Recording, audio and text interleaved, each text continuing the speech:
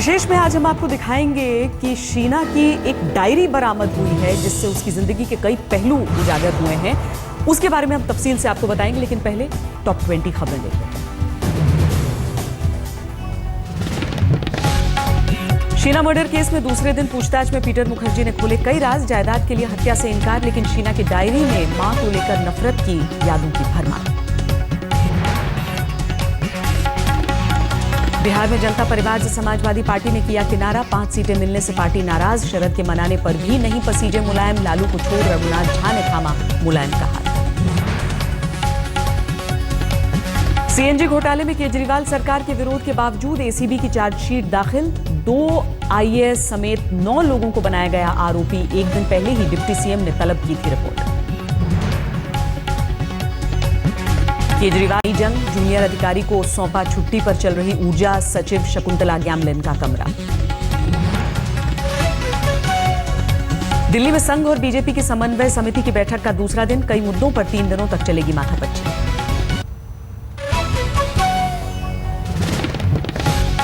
प्रधानमंत्री स्वच्छता अभियान की अगुवाई करने वाली आईएएस अधिकारी विजय लक्ष्मी जोशी ने लिया वीआरएस। व्यक्तिगत कारणों का दिया हवाला।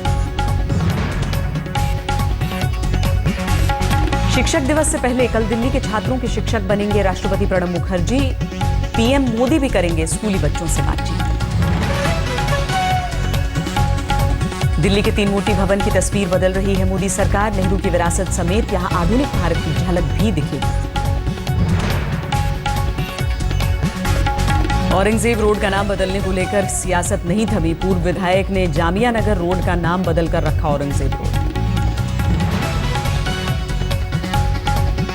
अहमदाबाद में जन्माष्टमी से बदल जाएगा गुजरात प्रदेश कांग्रेस का पता। वास्तुशास्त्र के मुताबिक पार्टी ने बदला दफ्तर।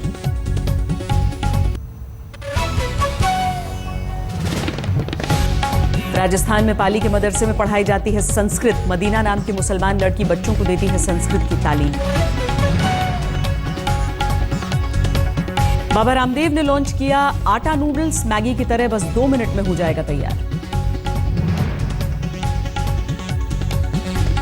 दिल्ली में मां बाप के बीच तलाक के दर्द में 14 साल के लड़के ने दी जान। व्हाट्सएप पर आत्महत्या की वजहों का किया खुलासा। ऐसी दुनिया में नहीं जीना जहां रिश्तों से बड़ी दौलत। जंग के मैदान में तब्दील हुआ पश्चिम बंगाल में उत्तरी दिनाजपुर का रायगंज यूनिवर्सिटी। कांग्रेस और टीएमसी के छात्र संगठनों के बीच फायरिंग। हरियाणा विधानसभा में जाट आरक्षण को लेकर हंगामा। विपक्ष ने की मांग, रुख साफ करे खट्टर सरकार। राष्ट्रपति पदक लेने आ रहे केंद्रीय विद्यालय की प्रिंसिपल के साथ ट्रेन में लूटपाट। मानव संसाधन मंत्री स्मृति ईरानी ने अस्पताल में की मुलाकात। हाजीपुर में एक शख्स की सरेआम फायरिंग। सड़क पर लगे ट्रैफिक जाम से निकलने के लिए चलाई गोली। भीड़ ने जमकर पिटाई। लखनऊ में राज्य लोक सेवा अधिकरण आयोग के सदस्य ने निजी सचिव पर चलाई गोली। पीएस के देर से ऑफिस पहुंचने पर नाराज थे रिटायर्ड आईएएस। हिमाचल में स्क्रब टाइफस नाम की बीमारी का कहर। पिछले 3 महीने में शिमला में 10 की मौत।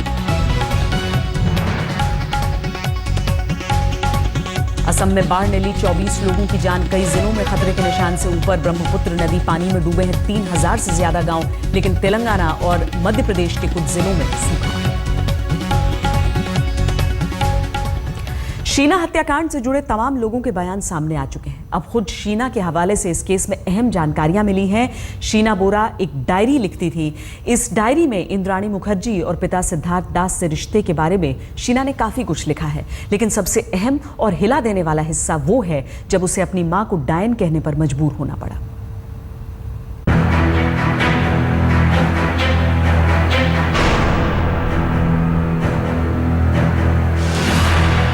आपने इंद्राणी को सुना, पीटर मुखर्जी की बात सुनी, सिद्धार्थ दास की बात सुनी, लेकिन अब शीना के मन की बात सामने आई है।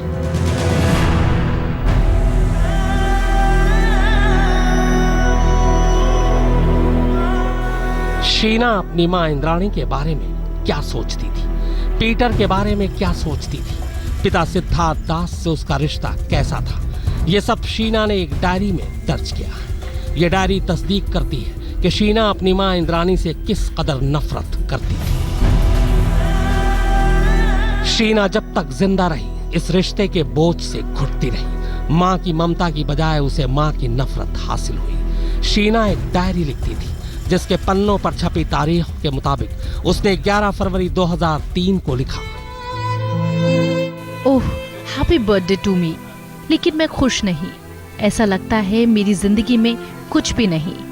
मुझे मेरा भविष्य अंधकार में नजर आता है। मैं चारों तरफ से मायूसी से घिरी हूँ। मुझे अपनी जिंदगी से घिन आती है। मैं अपनी माँ से नफरत करती हूँ। वो माँ नहीं बल्कि डायन है। इस इबारत से साफ है कि शीना और इंद्राणी के बीच बहुत ज्यादा नफरत थी। शीना और इंद्राणी के रिश्ते में नफरत की दरार काफी पुरानी है। शीना मां का प्यार चाहती थी लेकिन मिली नफरत। यह खुलासा शीना की डायरी में दर्ज है। शीना की डायरी यह भी इशारा करती है कि पीटर मुखर्जी और इंद्राणी की शादी से शीना के नाना नानी काफी खुश थे, जबकि शीना पीटर और इंद्राणी की शादी से नाखुश। 12 फरवरी 2003 को शीना ने लिखा, अब जब उसने एक बूढ़े व्यक्ति से शादी कर ली है तो मेरे नाना नानी बेहद सम्मानित महसूस कर रहे हैं, लेकिन मैं ऐसा नहीं मानती। मैं उससे नफरत करती हूँ। भगवान करे कि उसे नर्क में भी जगह ना मिले। मेरी बहुत शिकायतें हैं। मैं रोना चाहती हूँ लेकिन कब, कहाँ और किसके सामने पता नहीं।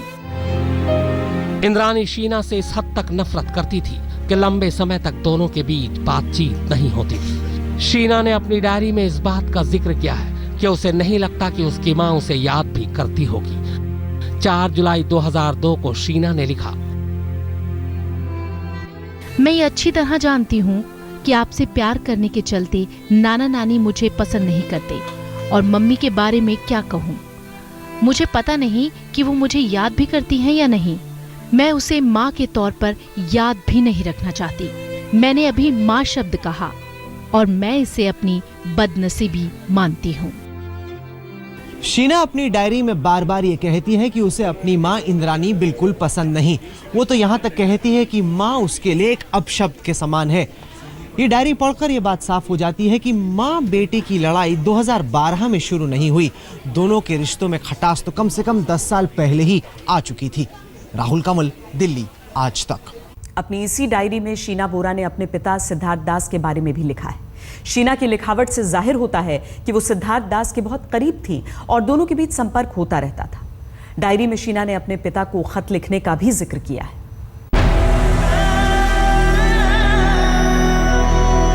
शीना मां इंद्राणी से करती थी नफरत, लेकिन पिता से करती थी बेहद प्यार। अपने पिता को कभी नहीं भूल पाई शीना। शीना के संपर्क में रहते थे सिद्धार्थ। सिद्धार्थ दास ने कहा है कि शीना से उनकी बात आखिरी बार तब हुई थी जब वो 10वीं क्लास में पढ़ती थी। वो जब क्लास 10 में थी तब हम बात हो मेरे साथ। फोन में बात हो, फोन में बस एज यूजुअल, कैसा है आप कहाँ है, कैसे है आप, मैंने पूछा आप कैसा है, आप अच्छे हैं, बस। शीना की डायरी भी अपने पिता के बयान की तस्दीक करती है। जिस साल उसकी मां इंद्राणी ने पीटर मुखर्जी से शादी की, उसी साल अपने पिता को संबोधित करते हुए शीना ने 30 जुलाई 2002 को डायरी में लिखा कि प्यारे डैडी, आप कैसे हैं? उम्मीद है कि अच्छे होंगे। मैं यहाँ ठीक हूँ। डैडी, आपके लिए एक खबर है। मेरी HSLC की परीक्षा खत्म हो गई है। अब मुझे पढ़ाई नहीं करनी होगी। अब राहत महसूस कर रही हूँ। आपका भेजा हुआ नए साल का कार्ड मिला। मुझे माफ कर दीजिए, पिछले कई महीनों से मैं आपको कोई खत नहीं लिख सकी। अभी मार्च में ही मेरी परीक्षाएं खत्म हुई हैं, लेकिन मैं आपसे बहुत गुस्सा हूँ। आपने मुझे कोई फोन नहीं किया। यानी शीना अपनी तरफ से अपने जैविक पिता से नाता जोड़े रही, जबकि वो रहती अपने नाना नानी के साथ थी। लेकिन ऐसा क्या हुआ कि सिद्धार्थ ने शीना से नाता तोड़ लिया?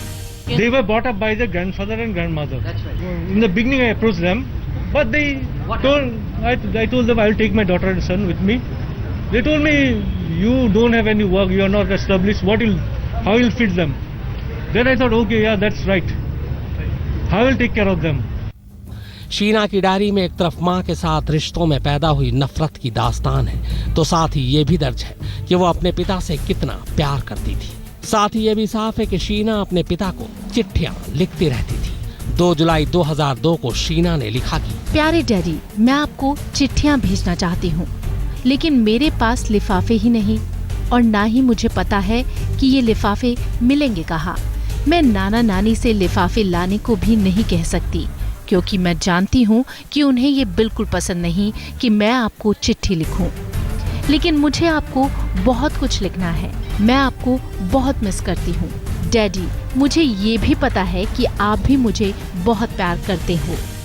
ग्रेजुअली थोड़ा पार्ट हो गया था, क्योंकि देयर लाइफस्टाइल वाज डिफरेंट। कम उम्र में भी शीना एक बेहद गंभीर लड़की थी। 10वीं क्लास में ही वो अपने पिता को बिजनेस के बारे में सलाह देने लगी थी।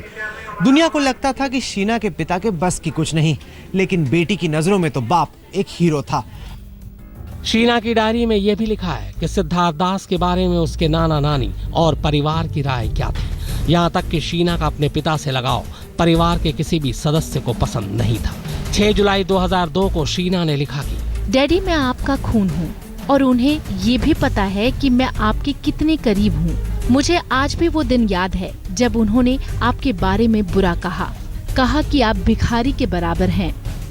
जब मैंने इसका विरोध किया तो उन्होंने मुझे थप्पड़ मारा। तब मैं मुश्किल से 3री या 4थी क्लास में ही रही होंगी।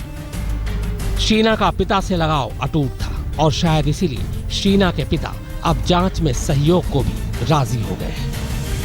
फर्स्ट डे हम देखा झूठ बात बोल रहा था, जो उसका सिस्टर है, तब हम सोचा था हम जाए। फिर शाम का न्यूज़ में हम देखा कबूल की है, जो वो उनका डॉटर है। तब हम चलो ठीक है, अभी भी ठीक चल रहा है। I am ready to cooperate with the police. रिश्तों के उलझाव की इस कहानी में शीना माँ का प्यार न मिलने से टूट गई और बाप का प्यार हासिल करने की चाहत में रही। लेकिन पेचीदा रिश्तों के जाल में उलझी लड़की शायद इन्हीं रिश्तों का शिकार हो गई। शीना की डायरी से ये बात साफ हो जाती है कि जहां एक तरफ शीना अपनी मां से बेहद नफरत करती थी, वहीं दूसरी तरफ वो अपने पिता से लगातार संपर्क में रहती थी। आज तक को दिए इंटरव्यू में सिद्धार्थ दास ने जताने की कोशिश की कि उनकी अपनी बेटी से बहुत कम ही बातचीत होती थी, लेकिन डायरी से ये साफ हो जाता है कि बेटी और बाप लगातार संपर्क में रहते थे। राहुल कंवल, दिल्ली, आज तक। इधर इंद्राणी पर एक बेटी की हत्या का आरोप है तो इंद्राणी पुलिस लॉकअप में बैठी अपनी दूसरी बेटी विधि से मिलने के लिए तड़प रही है। पुलिस इस केस में अहम कड़ी पीटर मुखर्जी से कड़ी पूछताछ में जुटी है। आज भी पीटर मुखर्जी से हत्या की वजह को लेकर घंटों पूछताछ की गई। बेटी शीना बोरा की हत्या के आरोप में इंद्राणी मुखर्जी लॉकअप में बंद है। उसकी एक बेटी तो मां के प्यार के लिए तरसती रही, लेकिन दूसरी बेटी विधि से मिलने के लिए इंद्राणी तड़प रही है। इंद्राणी मुखर्जी अपनी दूसरी बेटी विधि से मिलने के लिए उतावली है। विधि ब्रिटेन के ब्रिस्टल में एक संगीत कॉलेज में पियानो बजाना सीख रही है। उसे अपनी पढ़ाई के लिए विदेश जाना है, लेकिन उससे पहले इंद्राणी हर मुमकिन कोशिश में लगी है कि वो अपनी बेटी से मिल ले। आज तक को मिली जानकारी के मुताबिक इंद्राणी ने अपने वकीलों से कहा है, आप हर मुमकिन कोशिश करो कि विधि के विदेश जाने से पहले मैं उससे मिल लूं। अपनी संगीत क्लासेस अटेंड करने के लिए विधि को बुधवार को ब्रिस्टल जाना था, लेकिन उसने अपनी मां से मिलने के लिए विदेश जाना टाल दिया। अब इंद्राणी के वकीलों ने मुंबई पुलिस के सामने दरखास्त लगाई है कि वो इंद्राणी और विधि को अकेले में मुलाकात करने की इजाजत दें।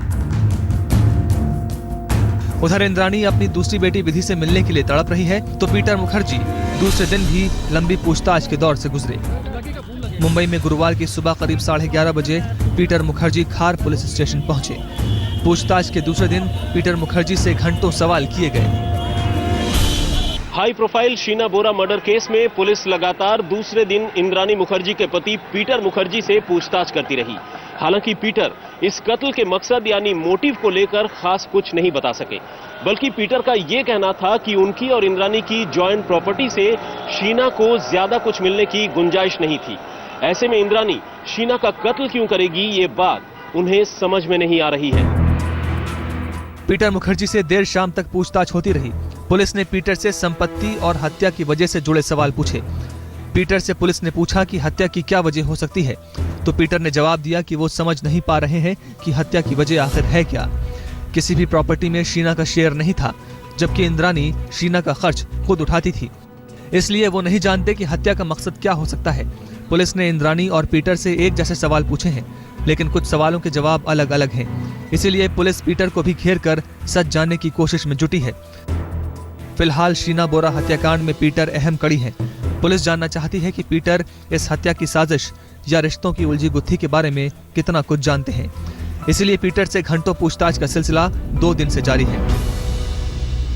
पुलिस का कहना है कि अगले 40 दिनों में वो इस मामले में चार्जशीट दायर कर सकते हैं, लेकिन अदालत में अगर वो सर्कमस्टेंशियल एविडेंस, फॉरेंसिक एविडेंस और गवाहों के बयानों के आधार पर इस केस को साबित नहीं कर पाए तो शीना बोरा मर्डर मिस्ट्री एक मिस्ट्री बनकर ही रह जाएगी। साहिल जोशी, मुंबई, आज तक। शीना बोरा हत्याकांड रिश्तों की उलझन की पेचीदा कहानी है, तो रिश्तों के टकराव की एक और दुखद खबर सुनाते हैं। दिल्ली में 14 साल के एक बच्चे ने इसलिए आत्महत्या कर ली कि वो अपने माँ बाप के बीच टूटे रिश्ते से बहुत दुखी था। उसने आत्महत्या से पहले लिखा कि ऐसी दुनिया में नहीं रहना जहां रिश्तों से ज्यादा दौलत की अहमियत हो। चिट्ठी न कोई संदेश, जाने वो कौन सा देश जहां तुम चले गए। यहाँ संदेश भी है, संदेश में छिपा दर्द भी है, और एक ऐसे देश का ठिकाना भी पता है जहां से वापस लौटकर कोई नहीं आता। स्वर्णिम कभी ना आने के लिए हमेशा के लिए हर किसी से दूर चला गया है। खबर ऐसी है कि यकीन करना मुश्किल होगा। महज 9वीं क्लास में पढ़ने वाला एक होनहार छात्र सिर्फ इसलिए दुनिया से दूर चला गया क्योंकि वो अपनी जिंदगी में आए संबंधों के तूफान से समझौता नहीं कर पाया। माँ बाप के रहते हुए भी उसे माँ बाप का साझा प्यार नसीब नहीं था। इसी वजह से स्वर्णिम ने अपनी जिंदगी का सबसे खतरनाक फैसला कर लिया, अपनी जिंदगी को खत्म करने का। 31 अगस्त और 1 सितंबर की रात को वो फांसी के फंदे से झूल गया। अपनी जान देने से पहले स्वर्णिम ने अपने दोस्तों को भी खुदकुशी का इशारा दे दिया सोशल मीडिया पर। दोस्तों, तुम सभी मेरी जिंदगी के अहम हिस्सा थे, लेकिन मुझे ऐसी दुनिया में नहीं जीना है जहां इंसान से ज्यादा पैसे की कीमत है। हमको कुछ पता नहीं था, हम तो आए ही नहीं यहाँ पे। ये सुना बस फोन पे कि हमारे भाई ने रस्सी से लटक रहा ऊपर, बस आप आ जाओ, नाना नानी आप आ जाओ। वो दुखी था ना, कोई परेशान, हंसते रहते थे बच्चे, खुश थे, किसी बात से कोई परेशानी नहीं थी। मामला दिल्ली के वेलकम इलाके के कबीर नगर का है, जहां स्वर्णिम अपनी मौसी के घर रहने आया था। अब हम आपको बताते हैं कि आखिर स्वर्णिम ने सबसे दर्दनाक फैसला क्यों किया। स्वर्णिम के माता पिता साथ नहीं रहते। उसकी मां ने पिता से तलाक ले लिया था और दुबई चली गई थी। उसके बाद से स्वर्णिम ज्यादातर अपने पिता के साथ रहता था, लेकिन मां के जाने के बाद से वो परेशान सा रहने लगा था।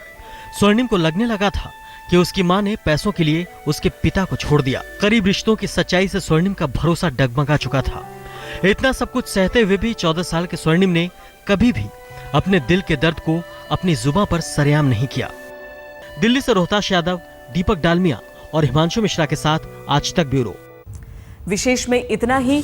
ब्रेक के बाद देखिए दस्तक।